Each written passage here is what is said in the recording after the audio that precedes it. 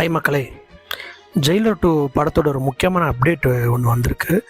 அதில் முக்கியமான கதாபாத்திரத்தில் நடித்த அன்னா ராஜன் அப்படிங்கிறவங்க இப்போ ஒரு சோசியல் மீடியாவில் ஒரு பரபரப்பான ஒரு நியூஸ் ஒன்று கொடுத்துருக்காங்க. அது என்னென்னா, அவங்கள யாரோ டிஜிட்டல் அரெஸ்ட் பண்ணதாகவும் அவங்களோட ஃபோட்டோவை யாரோ மார்ஃபிங் பண்ணதாகவும் அவங்க ஒரு மிகப்பெரிய குற்றச்சாட்டு வச்சுருக்காங்க.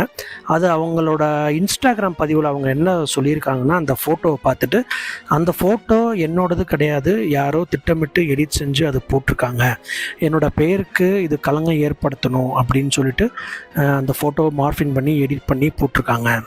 இது என்னோட தனி உரிமையும் அப்புறம் அந்த தன்னோட கண்ணியத்து மேலே நடத்தப்பட்ட தாக்குதல் அப்படின்னு அவங்க ரொம்ப கோவமாக கண்டிச்சிருக்காங்க. இது யார் பண்ணாங்களோ அவங்கள ரொம்ப கோவமாக கண்டிச்சிருக்காங்க. அதுக்கப்புறம் இது யார் பண்ணாங்களோ அந்த இன்ஸ்டாகிராம் அக்கௌண்ட்டை எல்லாமே ரிப்போர்ட் பண்ணி ஒரு ரிப்போர்ட்டாக கேரளா போலீஸ்க்கு அவங்க சைபர் கிரைமில் சப்மிட் பண்ணி அது ஆக்ஷன் எடுங்க அப்படிங்கிற மாதிரி சொல்லியிருக்காங்க. அதுவும் இல்லாமல் அவங்க இப்போ எல்லார்ட்டையும் என்ன கேட்டிருக்காங்க அப்படின்னா, அந்த ஃபோட்டோவை யார்கிட்டையும் ஷேர் பண்ணாதீங்க, அது என்னோட தனிப்பட்ட ஒரு விஷயம், எனக்கு அவமானம் ஆயிரும், அதனால் அந்த ஃபோட்டோவை யாருக்குமே ஷேர் பண்ணாதீங்க அப்படிங்கிற மாதிரி ஒரு ரெக்வஸ்ட் கேட்டிருக்காங்க. இந்த விஷயத்தில் ஒரு பொண்ணு அப்படிங்கிறதுனால நம்ம ரொம்ப கேர்ஃபுல்லாக தான் இருக்கணும்.